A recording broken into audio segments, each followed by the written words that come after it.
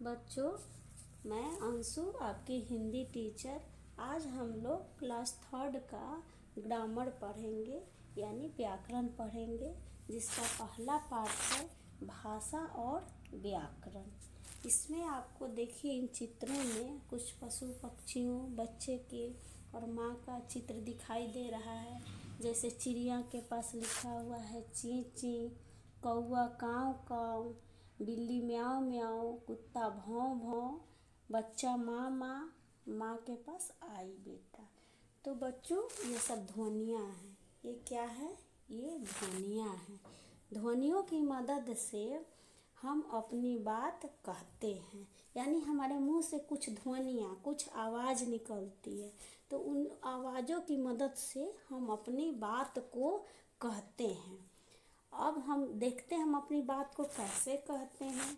अपनी बात हम दो प्रकार से कह सकते हैं, बोलकर और लिखकर। ये दो तरीके हो गए अपनी बातों को कहने का। अब हम देखते हैं कि हम बोलकर हम अपनी बातों को कैसे कहते हैं। पहले चित्र में दो लड़कियां आपस में बात करें, देखिए आप पहला चित्र। दूसरे चित्र में माँ अपने बेटे को बुला रही है तथा बेटा आया माँ बोलकर जवाब दे रहा है। अपनी बात बोलकर कहना भाषा का मौखिक रूप है। क्या है? मौखिक रूप में। अब जब दो लड़कियां आपस में बात कर रही हैं, या आप लोग ही अपने दोस्त से, सहेलियों से बात करते हैं, तो जब हम लोग बात करते हैं तो ये क्या होता है? ये भाषा का मौखिक रूप होता है। दूसरे चित्र में माँ अपने बेटे को बुला रही है, यानी आवाज़ दे रही है। पवन आओ लिखा हुआ है, तो बेटा बोलता आया माँ, बोलकर। माँ भी बोलती है पवन आओ, और बेटा भी बोलकर जवाब देता है आया माँ। यानी हम बोलकर अपनी बातों को कहते हैं, तो क्या हो गया? वह भाषा का मौखिक रूप हुआ। कोई भी बात को जब हम कहते हैं, बोल कर कहते हैं, हमेशा आप लोग याद रखिएगा, तो ये भाषा का मौखिक रूप हुआ। अब दूसरे नंबर पर हम आएंगे लिख कर। आपने पहले पढ़ा इधर कि भाषा के दो रूप होते हैं, बोलकर और लिख कर। हम अपनी बातों को दो प्रकार से कह सकते हैं, बोलकर और लिखकर। तो पहला तो बोलकर मैं आपको बता दी। अब दूसरे नंबर पर हम देखते हैं कि लिखकर हम अपनी बातों को कैसे कहते हैं। पहले चित्र में एक बच्चा बधाई पत्र द्वारा दूसरे बच्चे को बधाई दे रहा है, देखिए पहले चित्र में। दूसरे चित्र में बगीचे में लगी तख्ती पर लिखा है फूल तोड़ना मना है, तथा सड़क के किनारे बोर्ड पर लिखा है यहाँ हॉर्न न बजाए। इन चित्रों में लिखकर अपनी बात को कहा गया है। यह भाषा का लिखित रूप है।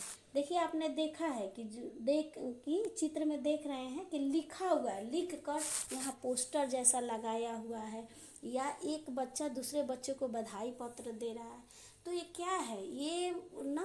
ये लिखा हुआ है। तो इसका मतलब जो चीज़ हम लिख कर ऐसे किसी को बोलते हैं, लिखा हुआ देखते हैं। आपको मान लीजिए क्लास में आप प्रश्न का उत्तर लिख कर दी, अपनी मैम को चेक कराए या सर को चेक कराए, तो ये क्या हुआ? ये भाषा का लिखित रूप है। यहाँ पर लिखा हुआ है, देखिए दूसरे चित्र में फूल तोड़ना मना है, तो लिखा हुआ है ना, लिख कर रखा हुआ है। तो जो भी लिखित चीज़ है, लिख कर आप पढ़ते हैं, या आप खुद किसी को लिख कर इन्विटेशन देते हैं, बधाई देते हैं, या कोई पत्र किसी के पास लिखते हैं, तो ये क्या हो जाता है? ये भाषा का लिखित रूप हो जाता है। इसको भाषा का लिखित रूप कहते हैं। अब आइए यहाँ पर, अपनी बात बोलकर या लिख कर कहना ही भाषा है। ये तो आप समझ गए कि हम अपनी बातों को या तो हम बोल कर कह सकते हैं या लिख कर कह सकते हैं। तो ये बोल कर या लिख कर कहना ही भाषा है। अब भाषा में हम केवल उन ध्वनियों की बात करते हैं जिनसे मिलकर शब्द बनते हैं। पशु पक्षी भी अपनी बात कहने के लिए विभिन्न आवाज़ें निकालते हैं। परंतु पशु पक्षियों की आवाज़ों को भाषा में शामिल नहीं किया जा सकता, क्योंकि पशु पक्षियों की आवाज़ों को हम नहीं समझ सकते, वो अपनी आवाज़ खुद समझते हैं, तो इसको हम भाषा में नहीं शामिल कर सकते हैं। कभी कभी हम भी अपनी बात कहने के लिए इशारों या संकेतों का प्रयोग करते हैं। आपने देखा है ना, कभी कभी क्लास में मैम या सर आपको चुप रहने के लिए इशारा करते हैं कि चुप रहो, या आप कभी खेलते ही हैं तो एक दोस्त दूसरे दोस्त को चुप रहने का इशारा करते हैं, मत बोलो। तो क्या हो गया, जैसे हो यहाँ दिया हुआ है कि जैसे होठ पर उंगली रखकर चुप रहने का संकेत, तो ये क्या है, इसको बोलेंगे सांकेतिक भाषा, इसको हम सांकेतिक भाषा कहेंगे। इस प्रकार संकेत की भाषा को भी हम भाषा के रूप में शामिल नहीं करते। देखिए सांकेतिक ये भाषा है, लेकिन हम इसको भाषा के रूप में इसे शामिल नहीं करते। भाषा में हम केवल इसके मौखिक बोलकर और लिखित लिखकर रूप को ही शामिल करते हैं। ये सांकेतिक भाषा ही भी भाषा है, लेकिन इसको याद रखना है, इसको हम भाषा में शामिल नहीं करते हैं। भाषा में हम केवल मौखिक यानी कि बोलकर, लिखित यानी कि लिखकर रूप को ही शामिल करते हैं। अब आइए हम देखते हैं कि विभिन्न भाषाएं मतलब क्या हुआ, अलग अलग तरह की भाषाएं, अलग अलग तरह की बोलियां, बहुत से जगह पर अलग अलग भाषाएं बोली जाती हैं। जैसे विश्व में अनेक भाषाएं बोली जाती हैं, जैसे अंग्रेजी, जर्मन, रूसी, चीनी, जापानी आदि। जैसे आप अंग्रेजी, इंग्लैंड में लोग अंग्रेजी बोलते हैं, जर्मनी में लोग जर्मन बोलते हैं, रूस में लोग रूसी भाषा बोलते हैं, चाइना में लोग चीनी भाषा बोलते हैं, जापान में लोग जापानी भाषा बोलते हैं। तो ये क्या हुआ, इसका मतलब कि हर विश्व में अनेक मतलब बहुत तरह की भाषा होती है और बहुत तरह की भाषाएं बोली जाती हैं। अलग अलग देशों में अलग तरह की भाषा होती है। इसी प्रकार हमारे देश में भी अनेक भाषाएं बोली जाती हैं। जैसे यहाँ बहुत सारे राज्य दिए हुए, उनकी भाषाएं दी हुई है। जैसे हम लोग का बिहार है, तो इसमें भी हम लोग हिंदी बोलते हैं, लेकिन हमारी क्षेत्रीय भाषा तो भोजपुरी है। तो ऐसे ही हर जगह की अपनी अपनी क्षेत्रीय भाषा होती है। जैसे बंगाल में बंगाली भाषा बोलते हैं। आप बंगाल में जाएंगे तो बहुत लोग हिंदी भी वहाँ बोलते हैं, लेकिन वहाँ की क्षेत्रीय भाषा क्या हो गई, बंगाली हो गई। आपको बहुत सारे लोग बंगाली बोलते हुए भी देखेंगे कि वो सब बंगाली में बात कर रहे हैं। गुजरात में तो हम लोग गुजरात में लोग गुजराती भाषा बोलते हैं। पंजाब में आप जाएंगे तो पंजाबी भाषा लोग बोलते हैं। लोग और भाषा भी जानते हैं, जैसे हिंदी जानते हैं, अंग्रेजी जानते हैं, लेकिन ये सब क्या है, हर स्टेट की हर राज्य की अपनी अलग अलग क्षेत्रीय भाषा है।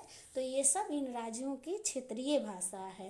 पंजाब में पंजाबी हो गया, आंध्र प्रदेश में तेलुगु हो गया, तमिलनाडु में ऐसे ही तमिल हो गया, कर्नाटक में लोग कन्नड़ बोलते हैं, कश्मीर में लोग कश्मीरी भाषा बोलते हैं, महाराष्ट्र में लोग मराठी भाषा बोलते हैं, केरल में लोग मलयालम भाषा बोलते हैं, उड़ीसा में लोग उड़िया भाषा बोलते हैं। बच्चों, आप इन भाषा जो दिया हुआ है ना, राज्य और उनकी भाषाएं, ये आप लोग याद करिएगा। ये याद करना बहुत ज़रूरी है, क्योंकि आप लोग को पता होना चाहिए ना कि कौन से राज्य में कौन सी भाषा बोलती है। अब आपसे कोई पूछ दिया कि बताओ कर्नाटक में कौन भाषा बोली जाती है, तो आप याद करेंगे तभी ना बताएंगे। केरल में कौन भाषा बोली जाती है, उड़ीसा में कौन सी भाषा बोली जाती है, तो आप इसको याद कीजिएगा। इन सब को याद करना है, क्योंकि आपसे कभी भी कोई पूछेगा तो आप फटाक से बताएंगे। अब देखते हैं, हिंदी बहुत से राज्यों में बोली जाती है। हिंदी हमारी राष्ट्रभाषा है। हिंदी क्या है, हिंदी हमारी राष्ट्रभाषा है। ये लगभग सभी जगहों पर बोली जाती है। ये आपने देखा अभी ऊपर कि हर राज्य में अलग अलग भाषाएं हैं, लेकिन ये हर राज्य की अपनी क्षेत्रीय भाषा है। लेकिन हिंदी बहुत लगभग हर राज्य के लोग, अपने पूरे देश के लोग हिंदी बोलते हैं, ज़्यादातर लोग हिंदी बोलते हैं। तो देखिए यहाँ राष्ट्रभाषा, तो हमारी राष्ट्रभाषा क्या है? जो पूरे देश के लोगों की भाषा हो। वो हम हर वर्ष 14 सितंबर को हिंदी दिवस मनाते हैं, क्योंकि इस दिन इसे राष्ट्रभाषा का स्थान मिला था। अब आपको मैं बताती हूँ राष्ट्रभाषा क्या है। जो पूरे देश के लोगों की भाषा, मतलब हमारे पूरे देश में लोग हिंदी को जानते हों, समझते हों, तो ये क्या हो गई? मतलब ये ऐसी भाषा है जो सब लोग जानते हैं, तो हम इसको राष्ट्रभाषा कहेंगे। और हर वर्ष 14 सितंबर को हम लोग हिंदी दिवस मनाते हैं। क्यों मनाते हैं? क्योंकि इस दिन हिंदी को राष्ट्रभाषा का स्थान मिला था। तो इसको भी आप लोग याद रखेंगे कि हम 14 सितंबर को हिंदी दिवस मनाते हैं। और हम हिंदी दिवस क्यों मनाते हैं? क्योंकि हमारी राष्ट्रभाषा हिंदी को इस दिन राष्ट्रभाषा का स्थान मिला था। और ये बात आप हमेशा याद रखेंगे कि हिंदी ऐसी भाषा है जो हर जगह, अपने देश में तो हर जगह बोली जाती है। भले अपनी लोग क्षेत्रीय भाषा बोलते हैं, क्षेत्रीय भाषा का उनको ज्ञान हो, लेकिन वो हिंदी क्षेत्रीय भाषा का भी उनको ज्ञान है, लेकिन हिंदी तो लगभग हर कोई जानता है। तो हिंदी हमारी राष्ट्रभाषा हो गई। अब आइए हम देखते हैं, ये यहाँ एक वृक्ष बना हुआ है। तो ये क्या है? ये व्याकरण वृक्ष है। तो देखिए ये व्याकरण वृक्ष की 3 शाखाएं हैं। एक पहली शाखा है वर्ण, दूसरी शाखा है शब्द, तीसरी शाखा है वाक्य। तो आप देखिए भाषा को व्याकरण वृक्ष हमें क्या सिखाती है, ये समझने की हमें ज़रूरत है। व्याकरण हमें भाषा का सही प्रयोग सिखाता है, यानी हमको कैसे बोलना है, कैसे लिखना है, ये हमारी कौन सी भाषा है, बोलकर भाषा है, मौखिक भाषा है या लिखित भाषा है। तो इन सब का ज्ञान हमें व्याकरण से प्राप्त होता है। जैसे यहाँ देखिए लिखा हुआ है, भाषा को व्याकरण वृक्ष हमें क्या सिखा रहा है? भाषा को शुद्ध बोलना, यानी सही बिल्कुल बोलना, भाषा को शुद्ध लिखना, उसको सही तरह से लिखना। अभी आप पीछे के क्लासों में देखे होंगे कि व्याकरण की बुक में आपको मात्राएं सिखाई जाती हैं, छोटी बड़ी या बहुत तरह की बहुत सारी मात्राएं। तो इससे क्या होता है? आप शुद्ध लिखना सीखते हैं। तो व्याकरण आप समझ रहे होंगे कि हमारे लिए, हमारे शुद्ध पढ़ने लिखने के लिए कितनी ज़रूरी है। और व्याकरण हमें क्या सिखाता है? भाषा को सही तरह से समझना। तो हम व्याकरण से भाषा को सही तरह से समझना भी सीखते हैं। अब हम देखते हैं, देखिए यहाँ भी कुछ लिखा हुआ है। ये व्याकरण वृक्ष के सामने देखिए, हम अपने मन की बात बोलकर या लिखकर कहते हैं। हम कैसे कहते हैं? आपको कुछ कहना हो, आपको अपने शिक्षक से कुछ कहना हो, अपने माता पिता से कहना हो या अपने दोस्त से कहना हो, तो आप कैसे कहेंगे? या तो आप उसको बोलेंगे, बात करके कहेंगे, या आप उसको लिख कर कहेंगे, यानी कि लिखित में उसको कॉपी पर लिखेंगे, लिख कर देंगे। तो आप अपनी भाषा को कैसे कहेंगे? ये बोलकर या लिखकर।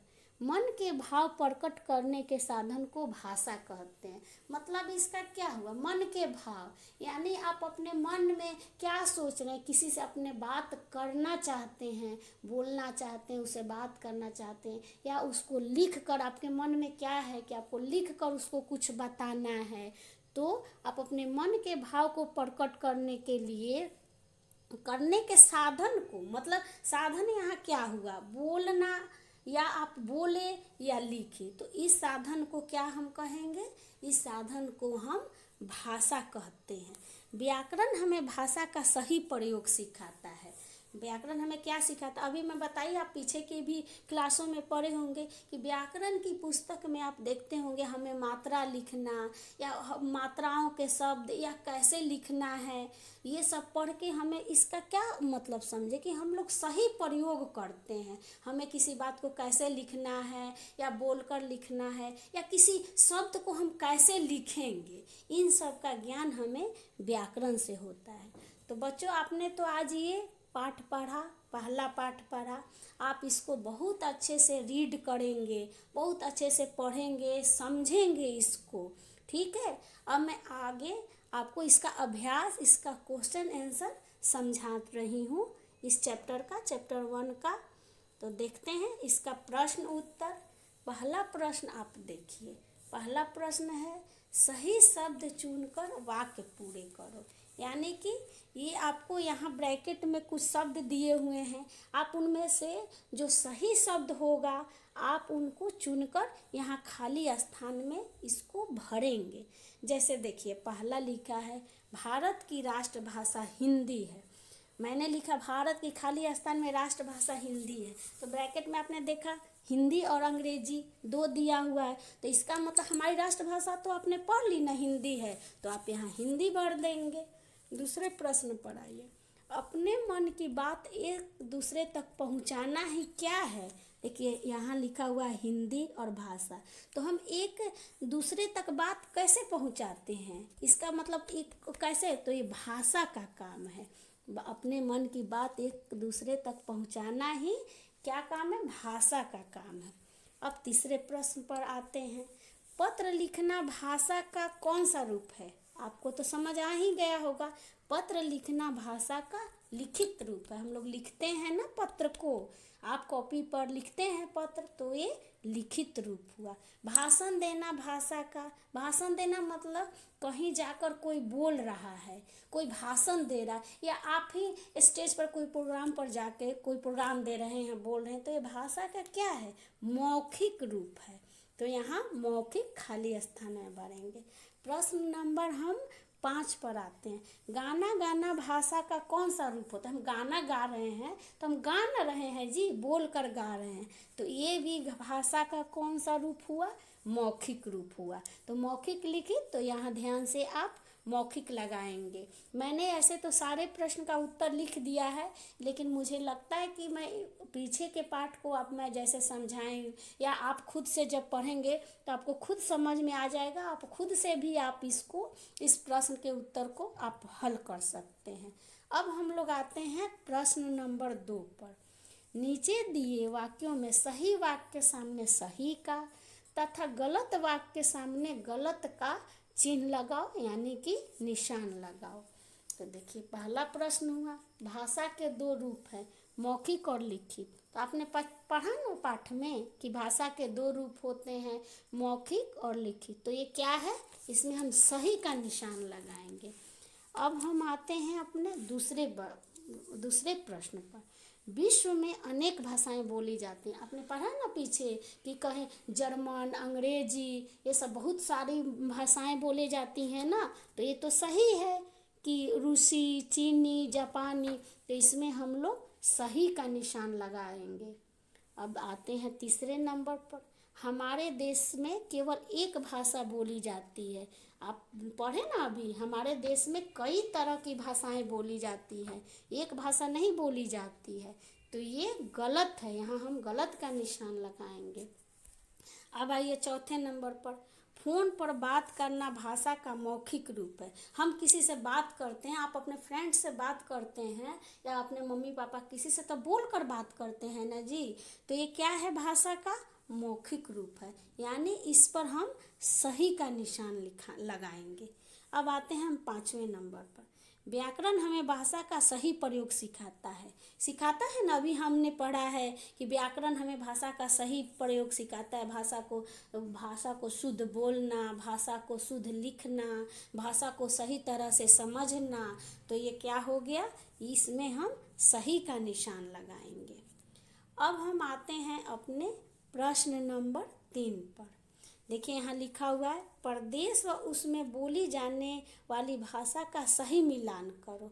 उदाहरण देखो, आपने पीछे पढ़ा ना बहुत से जो प्रदेश का अलग अलग राज्यों का नाम और उनकी भाषाएं, तो वही चीज़ इसमें मिलान करना है। जैसे आंध्र प्रदेश का समझाया हुआ है तेलुगु, तो पंजाब का क्या हो गया, आपने पढ़ा ना अभी अभी मैं आपको पढ़ाई, पंजाब की भाषा हो गई पंजाबी, तो आप पंजाबी में निशान ऐसे मिलान कर देंगे। तमिलनाडु की भाषा क्या हो गई, तमिलनाडु की भाषा हो गई तमिल। वैसे ही कर्नाटक की भाषा क्या हो गई, कन्नड़। केरल की भाषा क्या हो गई, मलयालम। बच्चों आप इसको तो कम से कम अपने राज्य और उनकी भाषाओं को, वैसे सभी प्रश्न उत्तर को आपको याद करना है, लेकिन आपको इसको भी बहुत अच्छे से सब राज्य की भाषाओं को आपको याद करना होगा। और आप होमवर्क में ये जो मैं बुक में फिल की हूँ, आप बुक में जिसके पास बुक हो बुक में भी इसको भरेगा, खाली स्थान को सही का निशान गलत का निशान लगाएगा, मिलान करेगा। और इसको आपको होमवर्क में इसको कॉपी में लिखना है।